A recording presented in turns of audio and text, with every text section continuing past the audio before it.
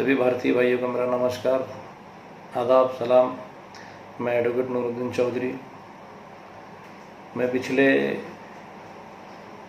8-10 दिनों से देख रहा हूँ कि देश का माहौल कोरोना जैसे संकट पे सब मिल के लड़ने के बजाय ये फिर हिंदू मुसलमान किया जा रहा है। देश के प्रधानमंत्री जब बात करते हैं तो 125 करोड़ जनता की बात करते हैं, लेकिन उनके जो कार्यकर्ता हैं, उनके जो नेता हैं, उनके जो प्रवक्ता हैं, वो हिंदू मुसलमान की बात करते हैं। अब ये बात नई नहीं रही है और इसको इस आग के अंदर घी डालने का काम मीडिया करती है।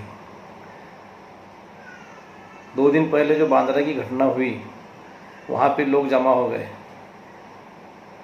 तो वहाँ पे एबीपी माझा की जो अपने आप को बड़ी राष्ट्रभक्त कहती है रूबिका लियाकत, इसके बारे में जो जानकारी मिली है, इसका नाम तो मुसलमान का है, लेकिन मुसलमान इनको मुसलमान नहीं मानते, इस पंथ की है। अगर वो सुन रहे हैं तो मुझे डिबेट में बुला के अपना खुलासा करें मेरी बात को, जो मेरी जहाँ तक जानकारी।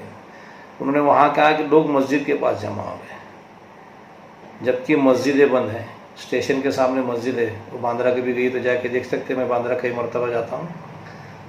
वहाँ पे लोग जमा हो गए, मजदूर जमा हो गए थे। उनको जो भी सूचना मिलेंगी, जो भी होगा, उसका इन्वेस्टिगेशन चल रहा है। जिस पत्रकार ने उसके खिलाफ जो बात दी थी, न्यूज़ दी थी, उसके खिलाफ गुना दाखिल हो गया है, उसको जमानत भी हुई है। वो भी मेरे ज़िले का रहवासी है। लेकिन ये झूठा मीडिया, झूठे बातें, ये हिंदू मुसलमान कोरोना जैसी लड़ाई में, जबकि WHO कह रहा है कि इस तरीके से किसी जाति धर्म को ये नहीं करना चाहिए। मैं देश के उन RSS के, BJP के अंधभक्तों से पूछना चाहूँगा, हिंदुस्तान के अंदर जो बीमारी आई तो वो मुसलमानों ने तबलीग वाली लाई। अमेरिका में किसने लाई, इसका कभी संशोधन किया है आपने? आप जो बात करते हैं, जो हिंदू मुसलमान की बात करते हैं, उसके अंदर कितनी सच्चाई है देखो। आप हिंदू मुसलमान करके हिंदुओं को धोखा दे रहे हो। हकीकत यह है कि इस देश के अंदर कई जगह हिंदू जो मर रहा है कोरोना से, उसकी अर्थी उठाने के लिए मुसलमान आगे आ रहा है। ज़रा देखो वीडियो उठा के, हर जगह मुसलमान आगे है। मुसलमान ने उसका अंतिम संस्कार किया, उसे मुसलमान ने उसका सब कुछ विधि अनुसार किया। मुसलमान राम नाम सत्य कहते उसकी अर्थी ले जा रहे हैं। एक ज़माने में आपने मुसलमानों को कहा था बोल जय श्री राम, बोल जय श्री राम करके मारा था अकेले को पकड़ के। वही मुसलमान आपके बोले बगैर जय श्री राम का नारा देते हुए उसके अंतिम विदाई कर रहा है। ये मुसलमान है। इस देश का मुसलमान इन महामारी के संकट में हर चीज़ में आगे है, दान में आगे है, काम में आगे है। और आप लोगों की वजह से जो आपने नफ़रत का बीज फैला है, उसके से मार पुलिस का खाने में आगे है और मरने में भी आगे है। देश के अंदर इतनी नफ़रत फैलाई आप लोगों ने, मीडिया वालों ने, कि जैसो यूपी जैसे इसमें जैसो सब्ज़ी का ठेले पे भगवा लगाया जा रहा है हिंदू का, और मुसलमान को हकाला जा रहा है। लेकिन मैं महाराष्ट्र के मुख्यमंत्री, गृह मंत्री का अभिनंदन करूँगा। उन्होंने जिस तरीके से मीडिया के खिलाफ एक्शन ली है, ये बहुत ही सराहनीय कदम है। और महाराष्ट्र की जो राजनीति चल रही है, उसको परेशान करने का काम केंद्र की सरकार कर रही है, जबकि मिलजुल के काम करना चाहिए, लेकिन कर नहीं पा रही है। महाराष्ट्र की सरकार ने पहले जो 30 अप्रैल तक लॉकडाउन किया था, कांग्रेस की सभी सरकारों ने 30 अप्रैल तक लॉकडाउन किया। जो वहाँ मोदी जी की बात अच्छी नहीं लगी, उन्होंने कहा कि 3 तारीख तक करो।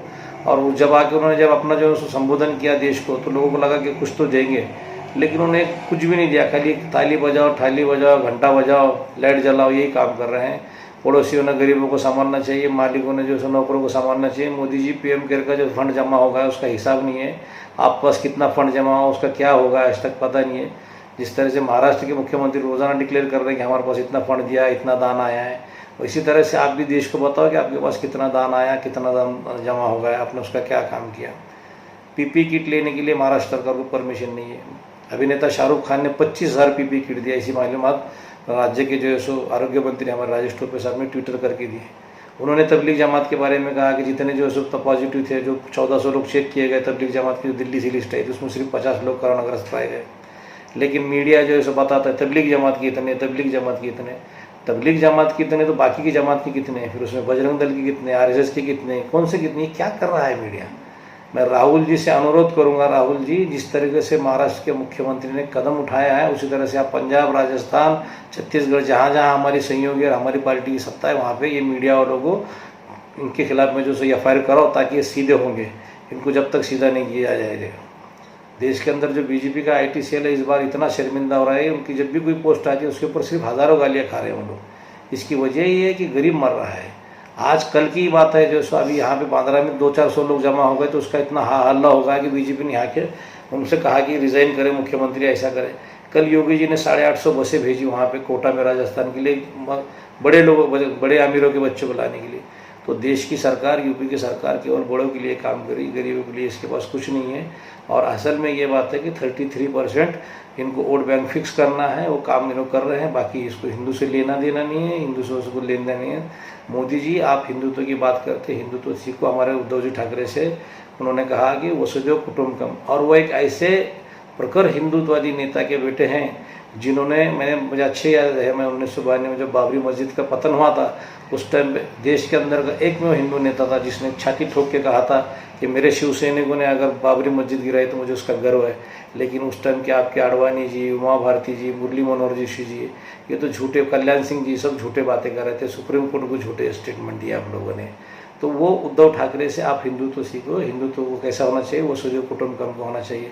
मोदी जी, आपने इस देश के अंदर क्या किया पता नहीं। आप तो कहते हैं कि मैं गरीब हूँ, मैं चाय वाला हूँ, लेकिन आपका डिज़ाइनर कुर्ता 4 लाख का होता है, आपका सूट 10 लाख का होता है, आप लुंगी 50,000 की पहनते हैं 10 मिनट के लिए। आप जो सो गरीब को जो सो टार जला बोलते हैं, अमीरों के लिए तो आपके पास बहुत कुछ है।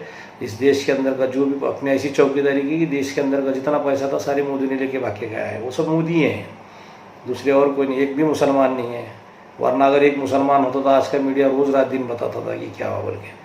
और इस देश के अंदर अंग्रेज़ों मुसलमानों ने 750 साल राज किया, हिंदू मुसलमान नहीं हुआ। इस देश के अंदर जो 200 साल अंग्रेज़ों ने राज किया, वो हिंदू मुसलमान नहीं हुआ। कांग्रेस ने 70 साल राज किया, आपने उसमें हिंदू मुसलमान नहीं हुआ।